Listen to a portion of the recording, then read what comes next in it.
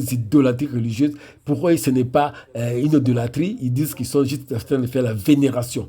Donc, quand on parle qu'ils sont dans l'idolâtrie religieuse, ils disent que ce n'est pas l'idolâtrie parce que dans l'Ancienne Alliance, ou dans l'Ancien Testament, il y avait dans les tabernacles aussi des objets de culte. Mais c'est qu'ils oublient que dans l'Ancienne Alliance, c'était le culte physique. Mais dans la Nouvelle Alliance, c'est le culte spirituel. Parce que tout ce qui était physique dans l'Ancienne Alliance, dans les tabernacles, se sont accomplis en Jésus-Christ. C'est pourquoi Jésus-Christ a dit à la femme samaritaine, l'heure est venue où les vrais adorateurs adoreront le Père en esprit et en vérité. Ce sont là les vrais adorateurs que le Père cherche. Jean chapitre 4, versets 23 et 24. Et c'est en Christ que se trouve la vraie adoration. Tandis que les religieux ne peuvent pas avoir une vraie adoration, ils chercheront toujours des objets de fixation religieuse, c'est-à-dire avoir des cultes des saints, des morts, des images, des statues, comme ici, ces personnes-là, ces fidèles sont venus s'agenouiller devant la croix, la statue de Jésus-Christ. Alors, les apôtres, comme nous avons dit, n'ont jamais fait ça. Et dans l'église primitive, ils ne se sont jamais agenouillés devant une croix pour prier. Donc ici, quand ils le font, c'est déjà, vous êtes en dehors de la sainte doctrine, vous êtes déjà dans l'apostasie. Et c'est ça la Babylone la Grande, qui est le mélange de paganisme et christianisme qu'on appelle le syncrétisme. Parce que pour les païens, c'est tout à fait normal de s'incliner devant les morts, les ancêtres, des images. Mais là, quand vous ramenez ça dans l'église, c'est ça maintenant qui devient syncrétisme. Vous associez ça avec la parole de Dieu. Alors, Matthieu 24, 45, un idolâtre a souvent besoin d'une fixation pour adorer. Parce qu'il n'a pas l'Esprit de Dieu. Comme il n'a pas l'Esprit de Dieu, il ne peut pas adorer en esprit, en vérité. C'est impossible. C'est pourquoi vous voyez dans l'église de Babylone la Grande, ils ont des images, ils ont des statues, ils ont des chapelets. Et puis même dans certaines églises évangéliques qui sont déjà dans l'apostasie, le pasteur lui-même représente maintenant le Dieu qu'il faut prosterner, venir là-bas, laver ses pieds. Donc tout ça, ce sont de l'idolâtrie religieuse, la séduction religieuse. Alors, très important, vous voyez ici, ce pasteur encore qui se plaît vraiment que ses fidèles puissent venir se prosterner devant lui. Ses fidèles sont en train de l'embrasser là-bas, embrasser ses pieds, de nettoyer ses chaussures. Et lui là, il est très content. Ça, donc tout ça, c'est la séduction religieuse des cheval blancs. C'est l'idolâtrie religieuse des temps de la fin. C'est le mystère de l'iniquité qui agit déjà 2 Thessaloniciens chapitre 2 verset 7. Ce mystère ici, c'est ça, c'est-à-dire les mâles, c'est-à-dire dans l'ouverture de cheval blanc. Le premier cavalier qui est sorti amène d'abord la séduction religieuse, c'est-à-dire la fausse religion. C'est ça maintenant, vous voyez tous ces gens-là qui croient qu'ils sont des serviteurs de Dieu, mais en réalité qui sont déjà dans l'iniquité, qui sont déjà dans l'idolâtrie. C'est le culte de la personnalité, les gens qui viennent faire les prosternations devant les hommes de Dieu, qui se disent hommes de Dieu, entre guillemets, et c'est l'adoration, c'est l'idolâtrie, la séduction religieuse. Alors, Apocalypse 19, 10 dit, « Et j'ai tombé à ses pieds pour l'adorer, mais il me dit, garde-toi de le faire, je suis ton compagnon de service, et celui de tes frères qui ont les témoignages de Jésus. Adore Dieu, car les témoignages de Jésus est l'esprit de la prophétie. » Ça, c'est l'apôtre Jean qui voulait se prosterner, qui voulait adorer l'ange. Mais l'ange lui a dit, garde-toi de le faire. Mais ici, ils sont en train de se prosterner devant ce serviteur de Dieu qui est très content, parce qu'il s'est fait maintenant Dieu. Il s'est fait Dieu devant ses fidèles qui viennent chaque fois pour l'adorer. C'est déjà le culte de la personnalité qui est le cheval blanc, la partie de la séduction religieuse. Donc, vous avez remarqué que le premier sceau est déjà ouvert dans sa partie de la séduction religieuse, c'est-à-dire la fausse église. Donc, cette pureté-là qui se dit cheval blanc, la couleur blanche qui est en réalité la fausse église, la fausse religion. Ici encore, le cheval blanc, la réunification des religions, la tour de Babel moderne. Chaque 3 ans, toutes les religions du monde se réunissent au Kazakhstan. Sa capitale, c'est Astana. Ils se réunissent là-bas pour préparer une religion mondiale. Donc, une religion mondiale unique. C'est cette religion qui va permettre d'adorer l'Antichrist.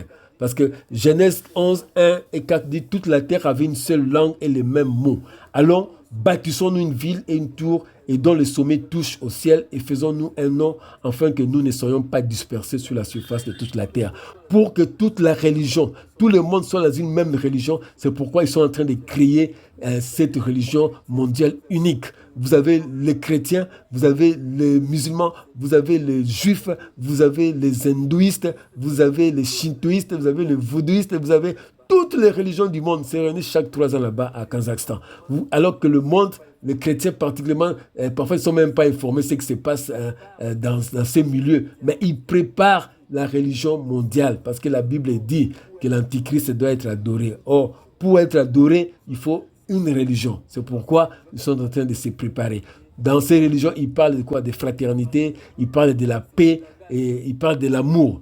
C'est le langage de la réunification des religions, en soi disant paix, amour, et puis fraternité, dialogue. Mais en réalité, ce sont des loups ravisseurs qui sont venus pour détruire, qui vont détruire. Parce que tous les habitants de la terre doivent adorer la bête, c'est-à-dire l'antichrist. Alors il lui faut une religion et un faux prophète pour animer l'image de la bête. Alors, nous continuons toujours avec le cheval blanc, la séduction religieuse, le faux culte d'adoration et de louange. Alors, l'idolâtrie, comme je vous avais dit, c'est le culte de la personnalité dans les soi-disant églises évangéliques. Alors, les stars gospel qui font entrer en transe le public. Donc, les stars gospel attendent d'abord que le public soit là. Donc, dès qu'il y a suffisamment de personnes, alors quand ces stars vont entrer, ça va émettre maintenant, ça va émouvoir tout le monde qui vont crier, les gens vont crier. Et le concert gospel devient un spectacle pour plaire au public qui a payé de son argent pour venir voir, c'est-à-dire pour vivre les émotions.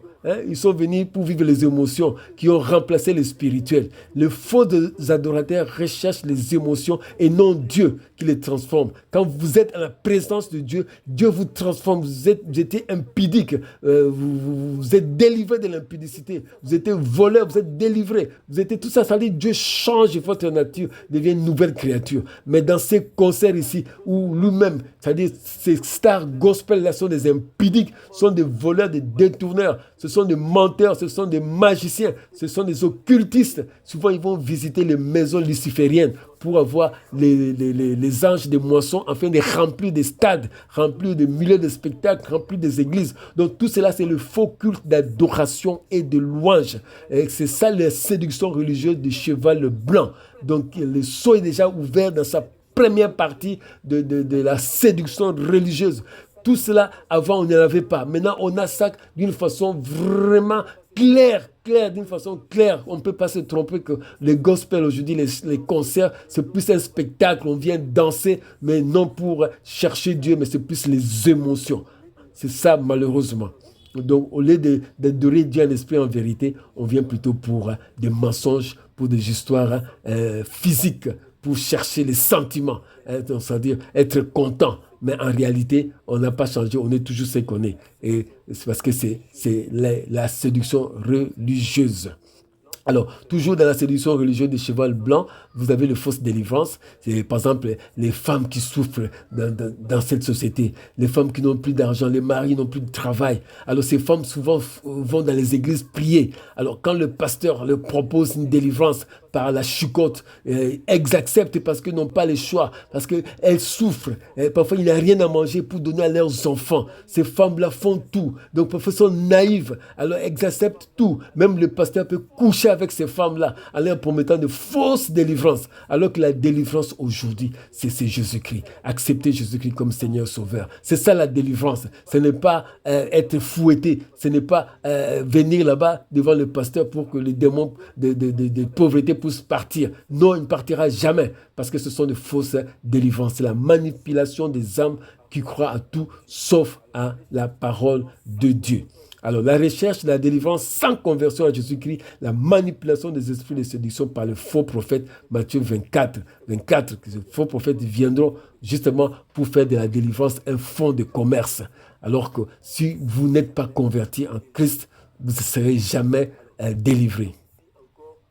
Alors, nous voyons ici encore les hommes de Dieu qui utilisent le business. le business, c'est-à-dire la séduction religieuse, le business de l'évangile. La Bible dit dans Matthieu 21, 12 à 13, il leur dit, il est écrit dans ma maison, il sera appelé une maison de